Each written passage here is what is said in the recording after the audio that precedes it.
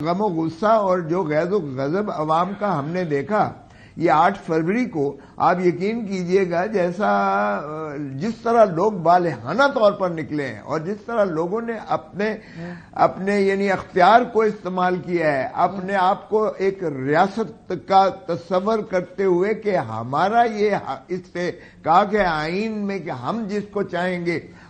Assembly میں یا پارلیمان میں بھیجیں گے، اور سے جو حکومت بنے گی وہ ہماری حکومت، ہمارے نمائندوں کی حکومت بنے گی۔ تو پاکستان کی تاریخ میں نے پہلی مرتبہ دیکھا ہے کہ لوگوں نے بالہانہ طور پر جبر اور استحصال کے باوجود، تمام تر پابندیوں کے باوجود اور یہ زنجیریں توڑتے ہوئے جس طرح سے لوگ اپنا جوک در جوک پولنگ سٹیشنز پر گئے اور انہیں گھمایا گیا۔ میرے اپنے حلقے میں یقین کریں کہ جو پی ٹی آئی کا پرچی لے کر جاتا تھا اس کو کہتے تھے یہ تمہارا پولنگ سٹیشن ہی نہیں ہے اور تم فلاں جگہ جاؤ اور فلاں جگہ جاؤ، اور پھر وہ بھی ذرا سمجھ گئے ان کو، اور پھر مسلم لیگ نون کے کیمپ سے جب پرچی لیتے تھے تو انہیں جناب وی آئی پی ٹریٹمنٹ دے کے ان کو اندر پولنگ سٹیشن میں پریزائڈنگ آفیسر کے پاس جانے دیا۔ کھوسا صاحب ابھی کریں گے کیا؟ پرچی لیتے تھے۔ یہ مجھے بتائیے نا، وسیم قادر صاحب ادھر چلے گئے ہیں، کیا آپ کے پاس کوئی قانونی چارہ جوئی کا حق ہے یا نہیں ہے؟ چونکہ وہ انڈیپینڈنٹ کینڈیڈیٹ ہے تو اب یہ ووٹ تو پی ایم ایل کیونکہ اس وقت نمبر گیم بھی ہے۔ نہیں ماریا، کس نے کہا انڈیپینڈنٹ ہے؟ دیکھیں یہ جو ہے Pakistan Tehreek Insaf as a party بین نہیں ہوئی، as a party political entity آئین اور قانون کے مطابق یہ ایگزسٹ کرتی ہے، اس کا صرف سمبل لیا گیا تھا۔ اور ان ساروں نے بشمول میرے، ہم نے اپنے نامینیشن پیپرز پر اپنا پی ٹی آئی اپنے آپ کو لکھا تھا، ٹھیک ہے، اور پی ٹی آئی کے لیے ہم نے جو ہے، اس لیے پی ٹی آئی سبسسٹ کرتی ہے، پی ٹی آئی ایگزسٹ کرتی ہے، P T I as a political party موجود ہے، اور اس لیے ہم جتنے جو انڈیپینڈنٹ الیکٹ ہوئے ہیں بشمول وسیم قادر کے، ہم پی ٹی آئی کے ڈسپلن کے اور پی ٹی آئی کے ذائقے اور ضابطے کے پابند ہیں، اور اس لیے یہ ان کو تو بالکل ابھی آگے تو ذرا چلنے دیں، ان کا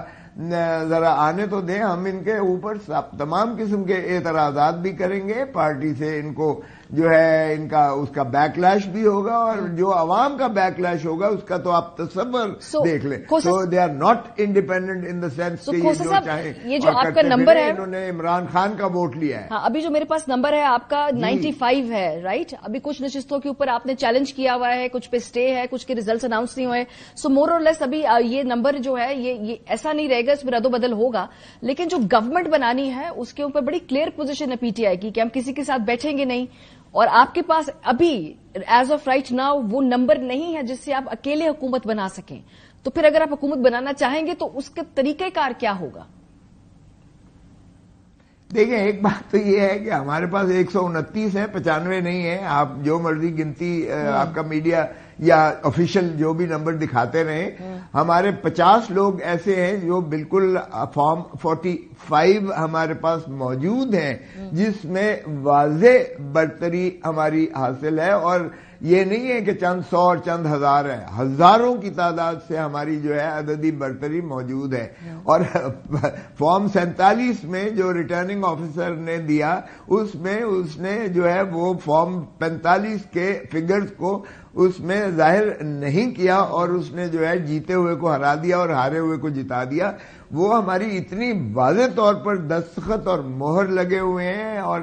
سبھی کے پریزائڈنگ آفیسرز کے اور پولنگ آفیسرز کے موجود ہیں، سو اس لیے ہمیں یقین ہے، کبھی امید ہے کہ وہ 50 بھی ہمیں انشاءاللہ مل جائیں گے۔ اور اس کے بعد اگر آپ دیکھیں کہ 230 جو